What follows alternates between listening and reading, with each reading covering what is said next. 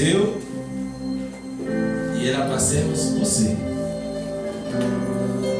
Mas ele decidiu morrer no meu lugar.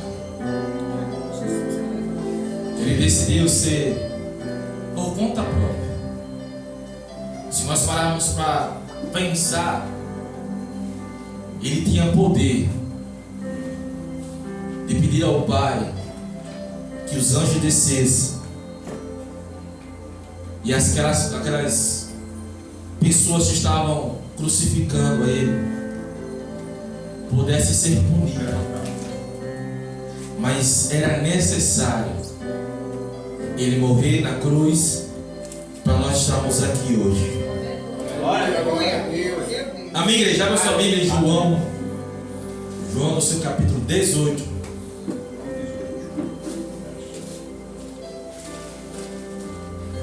João 18, verso de número 35.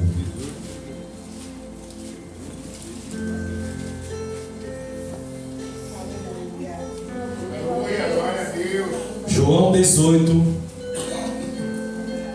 no verso de número 35. Todos acharam? A palavra do Senhor diz assim: Pilatos prosseguiu, ou seja, falou: acaso sou judeu? O teu povo e os principais sacerdotes te entregaram a mim. O que tu fizeste? Jesus respondeu: o meu reino não é deste mundo. Se o meu reino fosse deste mundo, os meus servos lutariam para que eu não fosse entregue aos judeus. Entretanto, o meu reino não era aqui. E Pilatos lhe perguntou mais uma vez: então tu és o rei? E Jesus lhe respondeu: és tu que disseste que sou eu o rei. Foi para isso que nasci e vim ao mundo, a fim de dar testemunho da verdade. E todo aquele que é da verdade ouve a minha voz. Então Pilatos lhe perguntou: quem era a verdade? E dito isso, saiu de novo para falar aos judeus. E disse-lhe: não vejo neste homem crime algum. Todavia, deste por costume que eu vos solte alguém por ocasião da Páscoa. Era a lei. Quereis que eu vos solte o rei dos judeus? Em outras tradições, quereis que eu vos solte Jesus Cristo? No 40. Então todos responderam, gritando em uma só voz: este não, mas solte Barrabás. Barrabás era um líder rebelde. Então Pilatos mandou espancar Jesus. E os soldados desceram-lhe uma coroa de espinhos e a puseram sobre a sua cabeça. Vestiram-lhe de um manto de púrpura e aproximando-se dele diziam: salve, rei dos judeus. E davam-lhes bofetadas. Igreja, isso aqui é com Jesus. Então Pilatos saiu outra vez e disse-lhe: eu o trarei aqui para vós, a fim de que saibais que não vejo nele crime algum. No 5. Então Jesus saiu, vestindo a coroa de espinhos e o manto de púrpura. E Pilatos lhe disse: aqui está o homem. Ao ver os principais sacerdotes e os guardas gritaram: crucificam, crucificam. Pilatos lhe disse: leva-o e crucifica-os vós, porque eu não vejo nele crime algum. Amém, igreja? Amém. Amém. Olha aqui, meu.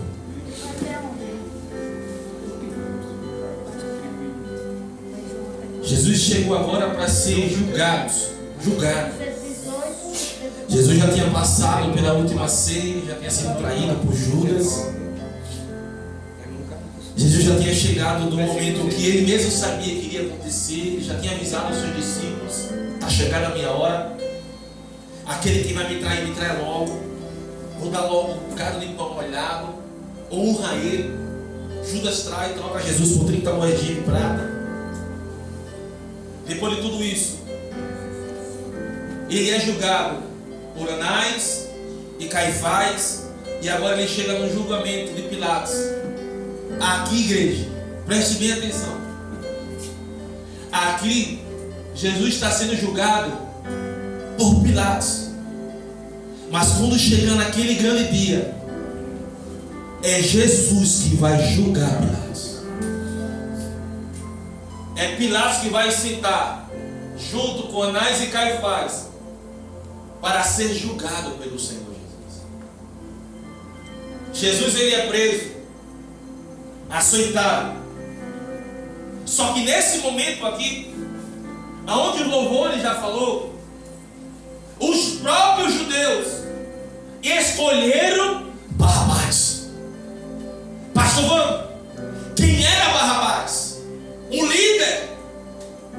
líder rebelde, um assassino, um homem que fazia coisas por trás das cortinas, estava sendo preso, justamente seria julgado, seria condenado, seria morto pelos crimes que ele cometeu.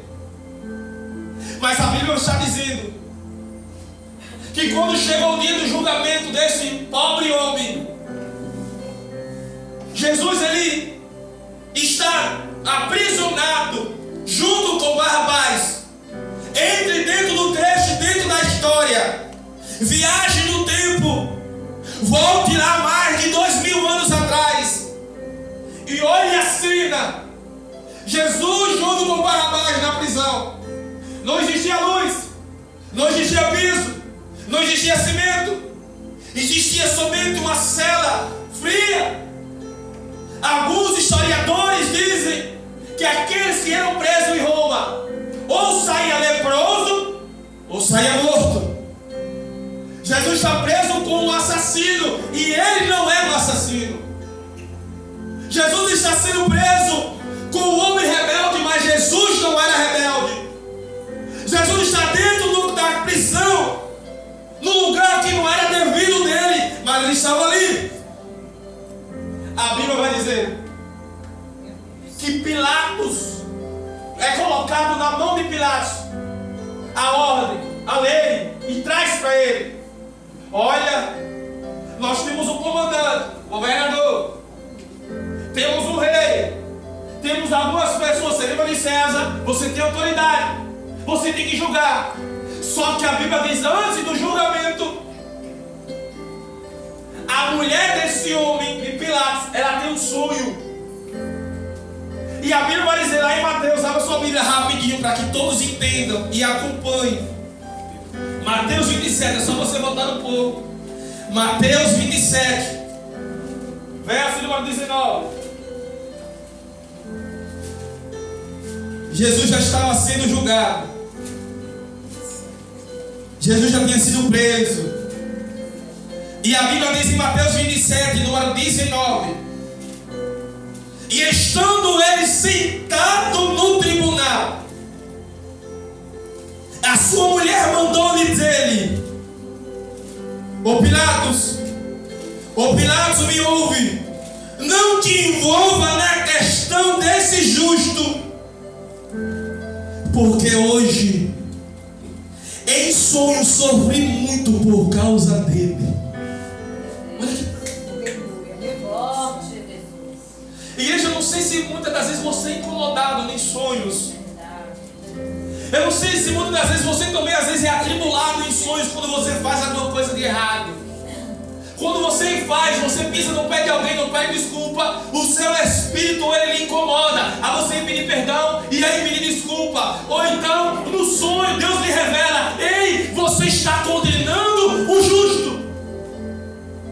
O próprio espírito está incomodando a mulher de Pilatos. Ei, mulher, vocês vão julgar um homem inocente.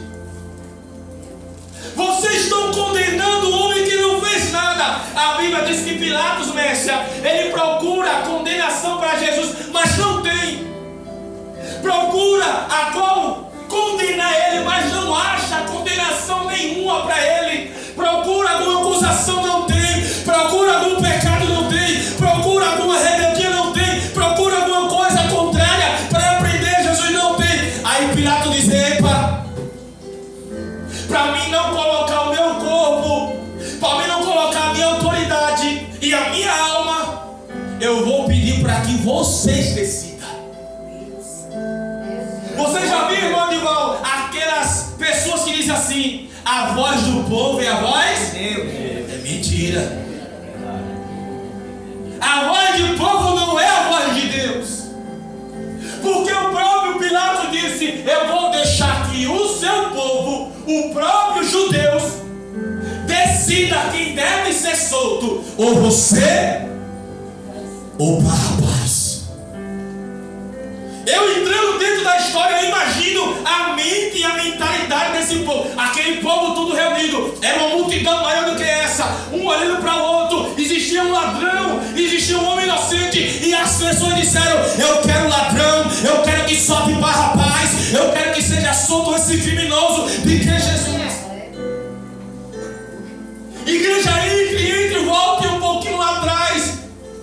Olha que momento, igreja. Não tem condições nenhuma. Se você parar para pensar, não tem. Não imagino isso na minha mente. Como é que alguém pode colocar um homem justo, e como é que alguém pode colocar um homem ladrão, e as pessoas escolheram um homem ladrão, corrupto e rebelde.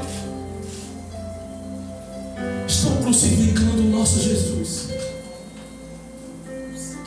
Ele decidiu. Ele não é aqui uma vítima. Diga, meu irmão, Jesus, ele não é vítima. Ele é autor. Porque ele já sabia o que iria acontecer com ele. Ele já tinha reunido os discípulos. Ele já tinha avisado: olha, está chegando a minha hora. Alguém vai me trair. Eu vou ser enganado. Eu vou ser preso. E eu preciso cumprir aquilo que o Pai mandou.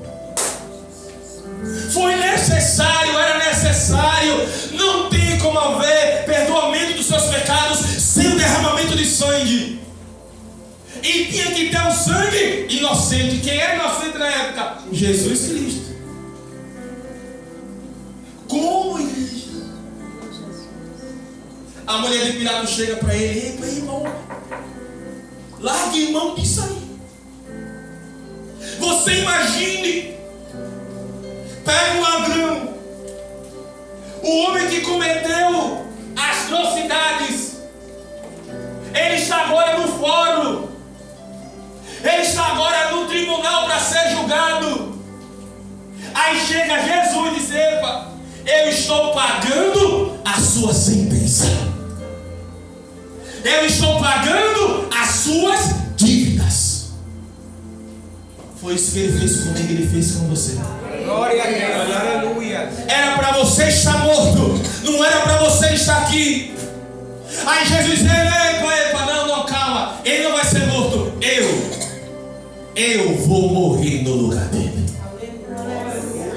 Como, pastor? Como é que Jesus ele vai morrer por um ladrão? É, igreja, que nós olhamos assim para um ladrão que fez muitas coisas erradas. Imagine aí você. Muitas das vezes nós não roubamos, muitas das vezes nós não matamos ninguém, mas fazemos outras coisas que desagradam o Senhor. E ele o tempo todo diz: ei, não condene ele, não condene ela. Eu vou pagar o preço pela vida dele e pela vida dela. Verdade. Eu vou ficar no lugar dele. A cruz era para mim,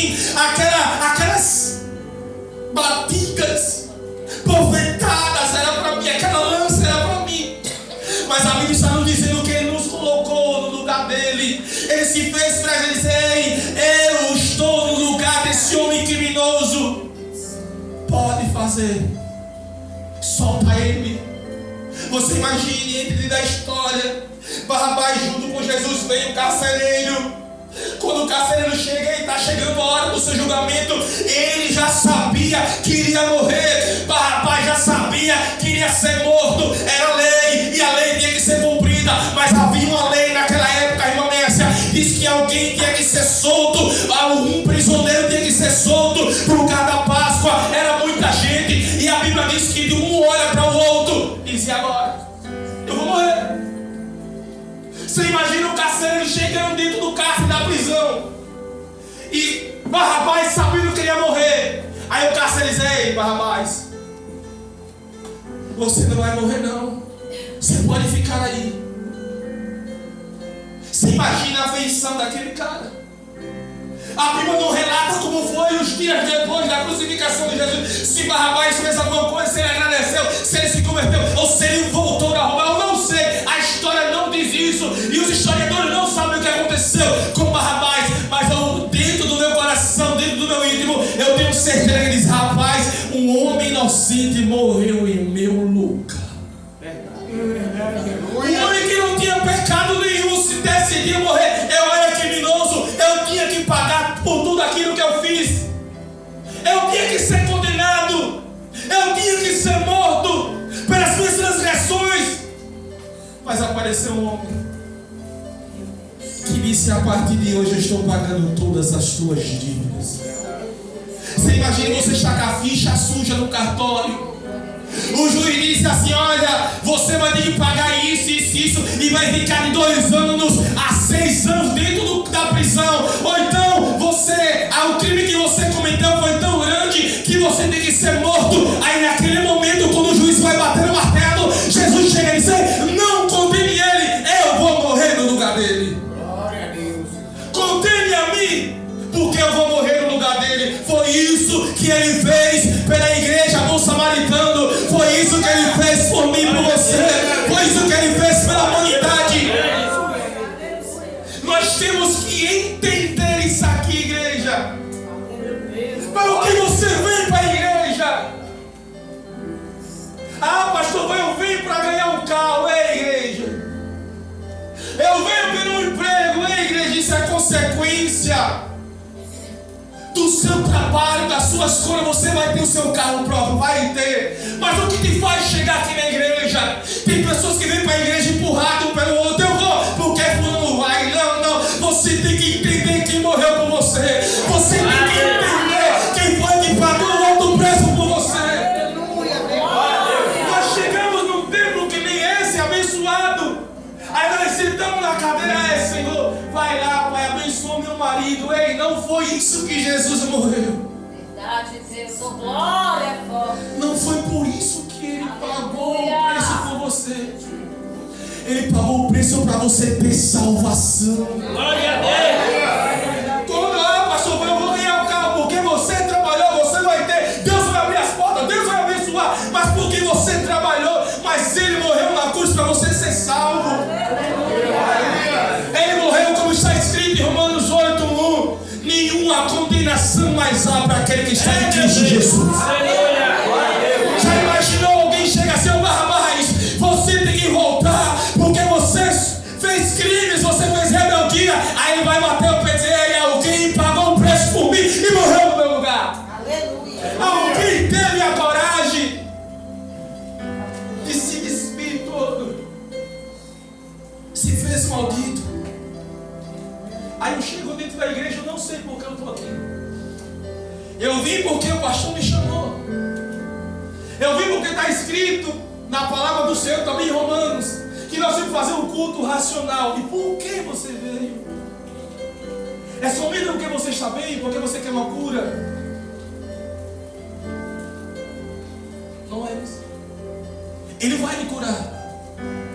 Mas o correto e o certo é você agradecer aquilo que Ele já fez por você. Verdade. Ele já pagou, Ele já fez. Jesus, Ele rasga, tira as dívidas de Barrabás e coloca tudo sobre Ele. Verdade. A Bíblia vai nos dizer que Pilatos, ele tira o corpo dele de lado. Eu? Ó, dedinho, é?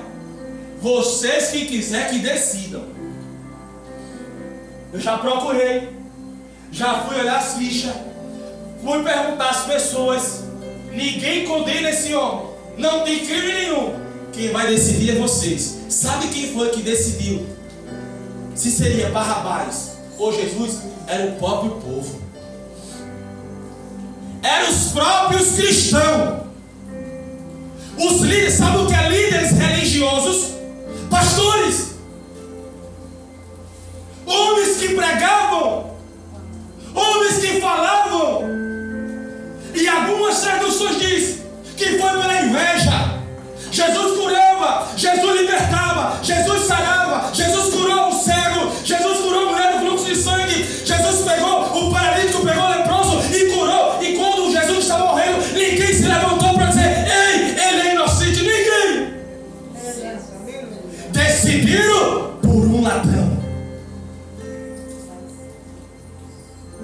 Aí quando chega na justiça de hoje, do século 21, você vê as injustiças acontecendo.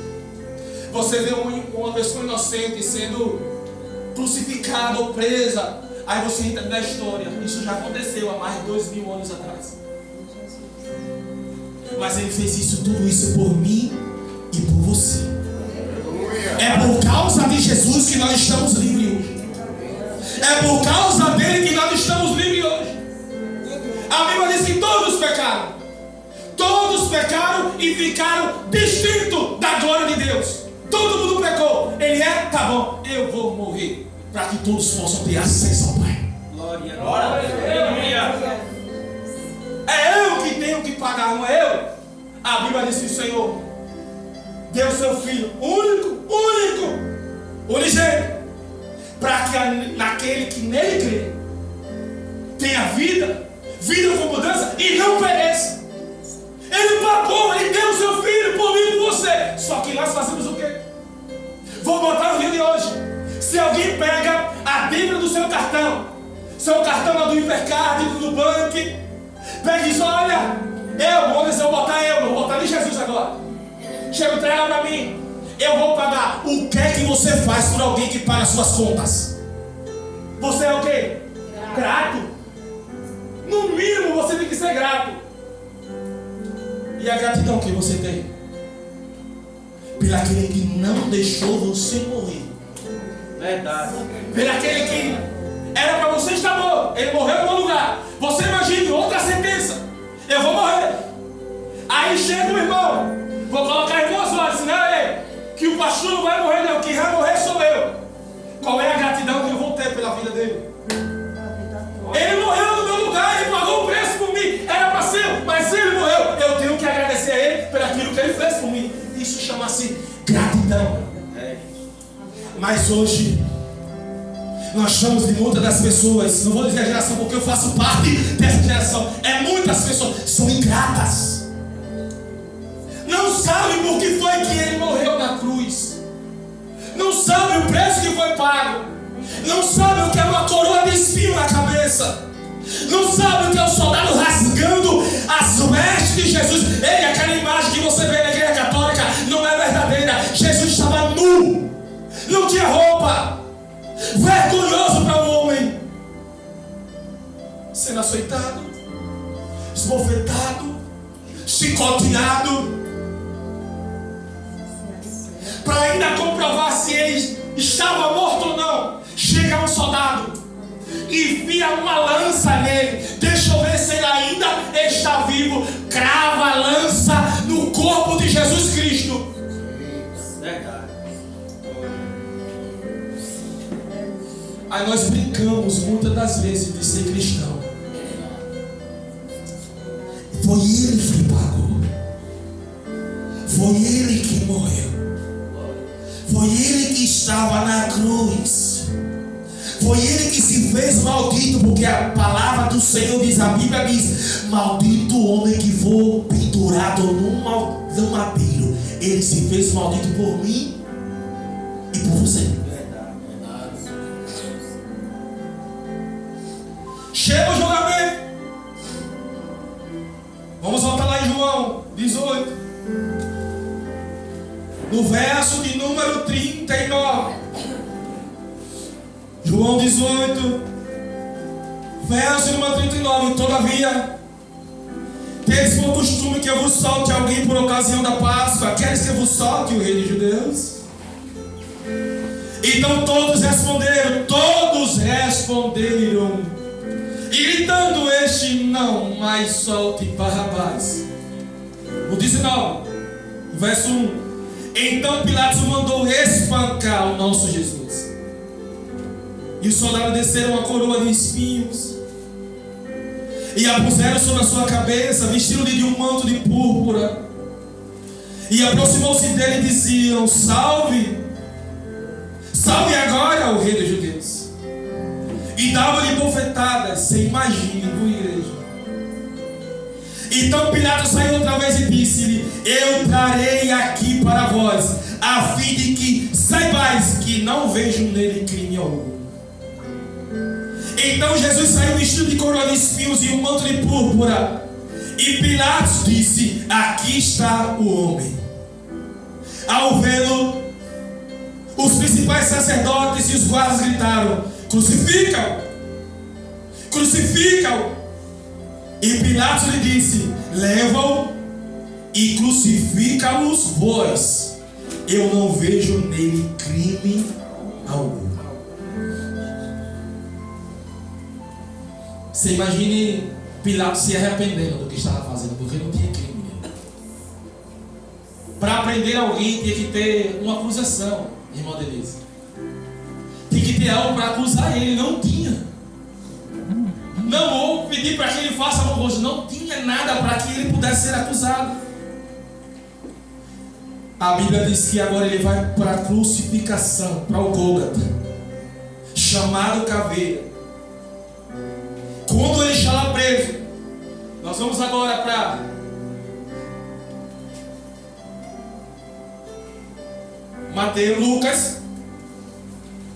Lucas 23.